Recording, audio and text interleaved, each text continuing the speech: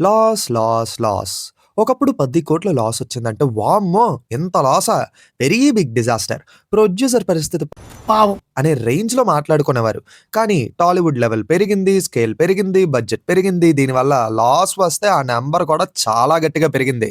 ఒకప్పుడు 10,00,00,000 దగ్గర ఉన్న నంబరు పెరిగి, పెరిగి పెద్దదయ్యి 100,00,00,000 వరకు చేరుకుంది. 100,00,00,000 అంటే దాంతో శేషన్న ఒక 10 థ్రిల్లర్‌లు తీసేత్తాడు. అనిల్ రావిపూడి గారైతే ఓ 2 సంక్రాంతి సినిమాలు దించేస్తారు. లిటరల్లీ ఎర్లీ 2000స్‌లో ఉన్న లాస్ నంబరు ఇప్పుడు 10 టైమ్స్ పెరిగిపోయింది. ముఖ్యంగా కోవిడ్ తర్వాత. సరే ఇంతకీ ఆ హండ్రెడ్స్ ఆఫ్ క్రోర్స్ లాస్ తెచ్చిపెట్టిన మూవీస్ ఏంటి? ప్రొడ్యూసర్స్ పొజిషన్ ఏంటి? ఇవన్నీ ఈ వీడియోలో మనం మాట్లాడుకుందాం. టాపిక్ మీద ఇంత క్లారిటీ ఇచ్చాక లాగ్ చేయడం సమంజసం గాదు. వాయిస్ ఓలెట్ మామ ఇంకా మొదలు పెడదామా? Audio Jungle. హాయ్, హలో, నమస్తే and welcome to news 3 people. ముందుగా ఒక గమనిక. ఈ లిస్ట్ కేవలం తెలుగు సినిమాల లిస్ట్ మాత్రమే. అదర్ లాంగ్వేజెస్ ఏవి ఈ లిస్ట్‌లో లేవు. ఓకే? మొదటగా మన లిస్ట్‌లో ఉన్న సినిమా ఒక ప్రేమ కథా చిత్రం. అదే లో బడ్జెట్ మూవీ 100,00,00,000 లాస్ ఎలా వచ్చిందిరా? ప్రేమ కథా చిత్రం సినిమా కాదండి బాబు. ఈ చిత్రం ఒక ప్రేమ కథ అని అంటున్నా. అది చెప్పు ముందు గాడిద. సరే ఆ సినిమా పేరొచ్చేసి 'రాధేశ్యామ్'. లిస్ట్ మొత్తంలో నన్ను మరీ ఎక్కువగా డిసప్పాయింట్ చెయ్యని సినిమా ఏదైనా ఉందంటే ఇదొక్కటే. అంటే మూవీ కోర్ పాయింట్ నుంచి కొంతవరకు బానే ఉంటది. మ్యూజిక్ కూడా చాలా బాగుంటుంది. ఇప్పటికీ ఈ సాంగ్స్‌ని జనాలు లూప్‌లో వింటున్నారు. ఇన్‌ఫాక్ట్ నాలానే చాలా మందున్నారు. కొంచెం కేర్ తీసుకొనుండుంటే ఎపిక్ లవ్ స్టోరీ అయ్యేది అని మాట్లాడుతున్నారన్నమాట. కానీ పాన్ ఇండియా హంగులు ఎక్కువైపోవడం వల్ల దెబ్బ గట్టిగా పడ్డది. ముఖ్యంగా setup and pay off moments. Film మేకింగ్‌లోని చెకోవ్స్ గన్ థియరీ అని చెప్పి ఒక కాన్సెప్ట్ ఉంటుంది. మీకు అర్థమయ్యేలా క్లియర్‌గా చెప్పాలంటే, సినిమాలో మనం ఒక గన్‌ని చూపించామంటే అది ఎక్కడో ఒక చోటలో పేలాల్సిందే. ఇదన్నమాట. అయితే 'రాధేశ్యామ్‌లోని' ఈ థియరీ చాలా చోట్ల ఓపెన్ అవుద్ది. అంటే సెటప్ అనేది చాలా చోట్ల చాలా బ్రిలియంట్‌గా ఓపెన్ అవుద్ది. కానీ పే ఆఫ్ మాత్రం అస్సలుండదు. పైగా 'ప్రభాస్' గారి లుక్స్ మీద కూడా క్రిటిసిజం బాగా వచ్చింది. And climax. సునామీ నుంచి అలా ఎలా తప్పించుకున్నాడు అనే క్లారిటీ ఇవ్వకుండా మూవీని క్లోజ్ చేసేశారు. ఇలా మల్టిపుల్ రీజన్స్ వల్ల మూవీ చాలా వరకు డిసప్పాయింట్ చేసిందని ఆడియన్స్ రిజెక్ట్ చేసేశారు. చివరికి 100,00,00,000 భారీ నష్టం తీసుకొచ్చి పెట్టింది ఈ సినిమా. యూవీ క్రియేషన్స్ వాళ్ళు మళ్ళీ బిగ్ బడ్జెట్ మూవీ తీయడానికి చాలా గ్యాప్ తీసుకున్నారు.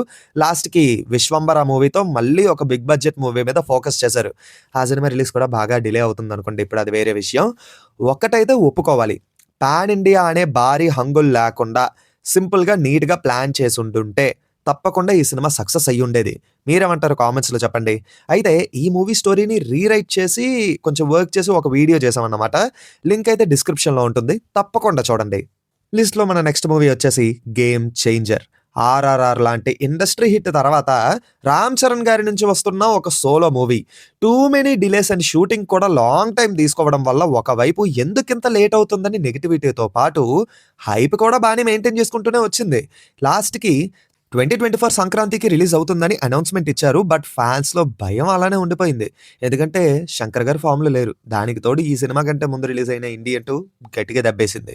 ఇంకా ఫ్యాన్స్ పడుతున్న భయమే నిజమయింది. ఫ్లాష్ బ్యాక్ తప్పితే ఏ ఒక్క ఎలిమెంట్ కూడా ఆడియన్స్‌కి అస్సలు కనెక్ట్ అవ్వలేదు. 450,00,00,000 భారీ బడ్జెట్. సాంగ్స్‌కే 75,00,00,000 వరకు ఖర్చు చేశారట. విజువల్లీ చాలా రిచ్‌గా ఉంటుంది మూవీ.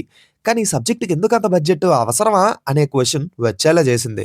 ఈ ఒక్క సినిమాతో ఒకప్పుడు శంకర్ గారి మూవీస్ ఎంత బావున్నా, ఇప్పుడు శంకర్ గారు రిటైర్మెంట్ తీసుకుంటేనే కరెక్టు. లేదంటే భారీ బడ్జెట్ అనే పేరుతోని భారీ లాసులు తెచ్చిపెడుతూ ఆడియన్స్ మీద రివెంజ్ తీర్చుకుంటూనే ఉంటారేమో అని ఆడియన్స్ ఫీల్ అయ్యేలా చేశారు. ఈ మూవీకి 100,00,00,000 పైనే లాస్ వచ్చిందన్నమాట. 'దిల్ రాజు' గారికి చాలా వరకు పెద్ద దెబ్బే పడేలా చేసింది ఈ సినిమా. దాదాపు 150,00,00,000 వరకు నష్టాలొచ్చాయని కొన్ని వెబ్‌సైట్స్‌లో ఉన్నాయి. ఎగ్జాక్ట్ నంబర్స్ ఎప్పుడు ఇండస్ట్రీ నుంచి అయితే బయటకి రావు. కానీ 100,00,00,000 పైన లాసెస్ అయితే ఖచ్చితంగా ఉన్నాయట. ఈ దెబ్బతో 'దిల్ రాజు' గారు ఆయన పాత పద్ధతిలోకి వెళ్ళిపోయారు. బౌండ్ స్క్రిప్ట్ రెడీ అయ్యి స్క్రిప్ట్ మీద ఫుల్ కాన్ఫిడెన్స్ వచ్చినంత వరకు షూటింగ్ కూడా స్టార్ట్ అవ్వదు. కాంబినేషన్స్ కాదు, కాంటెంట్ మాత్రమే ముఖ్యం. దాన్నే నమ్ముకోవాలి. అండ్ బడ్జెట్ విషయంలో చాలా జాగ్రత్త పడాలి అని ఫిక్స్ అయ్యారు. ఒకప్పుడు 'దిల్ రాజు' గారు ఇలానే ఉండేవారు. 'గేమ్ చేంజర్' విషయంలోనే ఇవన్నీ పట్టించుకోలేదు. దెబ్బకి దెబ్బ గట్టిగానే పడ్డది. ఆల్రెడీ మనం 'what went wrong with game changer' అని ఒక వీడియో చేసాం. లింక్ డిస్క్రిప్షన్‌లో ఉంటుంది. తప్పకుండా చూసేయండి. ఇప్పుడు లిస్ట్‌లో మనం ఇంకో 2 సినిమాల గురించి మాట్లాడుకోబోతున్నాం. ఆడియన్స్‌ని గ్రాంటెడ్‌గా తీసుకోవడం ఎలా అని ఒక సబ్జెక్ట్ పెడితే, ఈ 2 చిత్రాలు ఖచ్చితంగా ఎన్‌సైక్లోపీడియాలా కనిపిస్తాయి. అందులో మొదటి చిత్రం వచ్చేసి 'హరిహర వీరమల్లు'. ఒక సినిమాని ఇద్దరు డైరెక్ట్ చేశారు. ఒకరు ఒక స్క్రిప్ట్ అనుకోని సగం షూట్ చేస్తే, ఇంకొకరు ఆ స్క్రిప్ట్‌ని మార్చేసి 2 పార్ట్స్ అని చెప్పి మిగిలిన సగం షూట్ చేశారు. ఇప్పుడు ఒక వంటకాన్ని ఒకరు వండారనుకోండి, మరీ టేస్టీగా కాకపోయినా తినేలా అయినా ఉంటుంది. కానీ ఇద్దరు కలిసి వండి కూని కూని చేస్తే ఏమవుద్ది చెప్పండి? మాడిపోతుంది. ఇక్కడ కూడా అదే జరిగింది.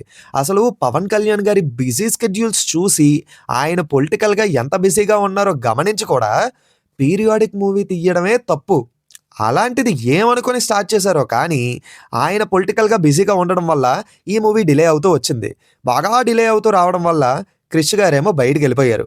ఇదే బిగ్గెస్ట్ మైనస్ పాయింట్ ఈ సినిమాకి. ఎప్పుడైతే 'క్రిష్' గారు తప్పుకున్నారో, ఆ మూవీ ప్రొడ్యూసర్ అయిన రత్నం గారి అబ్బాయి 'జ్యోతికృష్ణ' గారు ఈ ప్రాజెక్ట్‌ని టేక్ ఓవర్ చేసుకున్నారు. కానీ ఆయనకి ప్రాపర్ విజన్ లేదు. అక్కడే ఇంకో దెబ్బ పడిపోయింది. దీనివల్ల ఏమైందంటే వీఎఫ్ఎక్స్ అండ్ సీజీఐ షాట్స్ చూసి 'ఆదిపురుష్' రేంజ్‌లో ట్రోల్స్ వచ్చాయి. అంటే వీఎఫ్ఎక్స్ అండ్ సీజీఐ విషయంలో ఆ మూవీ క్రియేట్ చేసిన బెంచ్ మార్క్ అలాంటిదనుకోండి. కానీ ఒక బ్లండర్ ఏటంటే ఫేస్ మార్ఫులేటండి. అలా ఎలా ఓకే చేశారండి బాబు ఆ షాట్స్‌ని. నిజంగా బుద్ధున్నోడెవడు ఆ షాట్స్ ఓకే చెయ్యడు. కానీ మీరంత ధైర్యంతో ఎలా ఓకే చేశారో మీకే తెలియాలండి బాబు.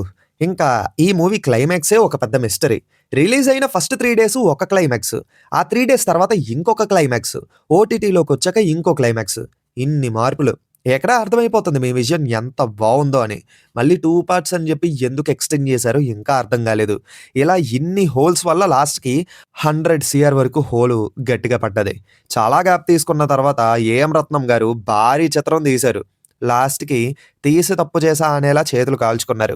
మరి మళ్ళీ కోలుకోవటం జరుగుద్దో లేదో అనేది మనకైతే తెలీదు.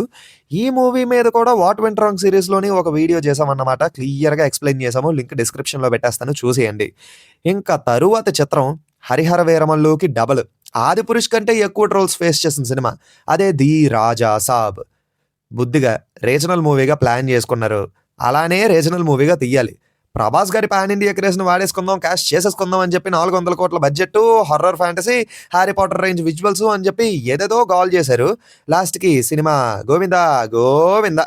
అసలు 400-450 కోట్ల బడ్జెట్ అన్నారు. ఎక్కడండి? అసలంత బడ్జెట్ పెట్టినట్టు ఏమైనా ఉందా సినిమా? సగం సినిమా ఆర్ఎఫ్‌సిలోనే తీశారు. అది క్లియర్‌గా అర్థమైపోతుంది. మిగతా సగమేమో ఆ ప్యాలెస్ సెట్ ఏశారు. ఇంక CGI, VFX totally half baked. అయినా 'హరిహర వీరమల్లు'ని డామినేట్ చేయాలని కంకణం కట్టుకున్నట్టు ఆ ఫేస్ మార్ఫులేటండి బాబు. దారుణం అంటే దారుణం. నేను మళ్ళీ చెప్తున్నాను, ఉన్నవి తక్కువ షాట్సే పట్టించుకోకూడదు అని మాట్లాడితే, ఇలానే ఎవరితోనో సినిమా తీసి, అక్కడ మీ హీరో ఫేస్‌ని మార్ఫ్ చేసి, మీకేమో ₹1000 టికెట్ ప్రైస్ పెట్టి, మిమ్మల్ని మోసం చేస్తారు నెక్స్ట్ ప్రొడ్యూసర్స్. దీని మీద మీరు క్వెషన్ చేస్తేనే క్వాలిటీ అవుట్‌పుట్ వస్తుంది. క్వాలిటీ అవుట్‌పుట్ కాకుండా ఎలా పడితే అలా సినిమాలు తీసేసి, మన మొహాన్ని కొట్టేసి, టికెట్ హైకులు తీసుకుంటే ఎలా ఉంటది చెప్పండి? నేనిప్పటికీ చూస్తున్నాను కొంతమంది ఆ ఫేస్ మార్ఫుల్‌ని సపోర్ట్ చేస్తున్నారు. ఇంకా సపోర్ట్ చేస్తున్నారంటే మరి మీకే అర్థం అవ్వాలి. మరి మీకు క్వాలిటీ అవుట్‌పుట్ అవసరం లేదో ఏమో అనేది మీకే తెలియాలి. హార్ష్‌గా చెప్తున్నానని కాదు. ఇప్పటికీ ఫేవరెట్ యాక్టర్‌కి జస్ట్ భజన కొట్టుకుందాం అన్నంత వరకు ఉంటే, మీ వల్ల ఫిల్మ్ ఇండస్ట్రీకి ఎలాంటి ఉపయోగం లేదు. లిటరల్లీ మీ వల్లే హాఫ్ బేక్డ్ సబ్జెక్ట్స్ అన్నీ మన మొహాన్ని కొడుతున్నారన్నమాట. క్వాలిటీ అవుట్‌పుట్స్ అస్సలు రావట్లేదు దీని వల్లే. దీని మీద మీరు సీరియస్‌గా ఉండకపోతే మాత్రం తర్వాత దెబ్బలు గట్టిగానే పడుతూ ఉంటాయి చూసుకోండి. అయితే ఆడియన్స్‌ని చాలా ఈజీగా గ్రాంటెడ్‌గా తీసుకోవాలని చెప్పి ఆళ్ళు ఫిక్స్ అయిపోయారు.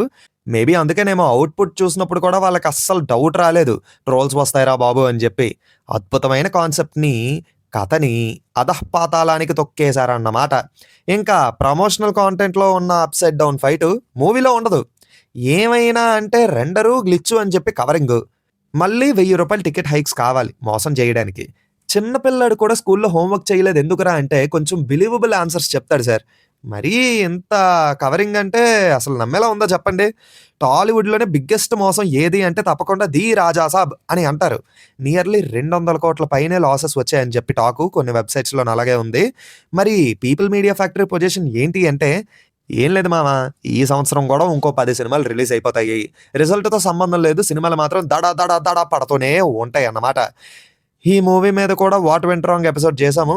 మేబీ రీసెంట్‌గానే పెట్టాము. చాలామంది చూసే ఉంటారు. ఒకవేళ మిస్ అయ్యి ఉంటే తెలుసు కదా! లింక్ డిస్క్రిప్షన్‌లోనే ఉంది. వెళ్లి చూసేయండి. సో, ఫైనల్లీ ఇది లిస్టు.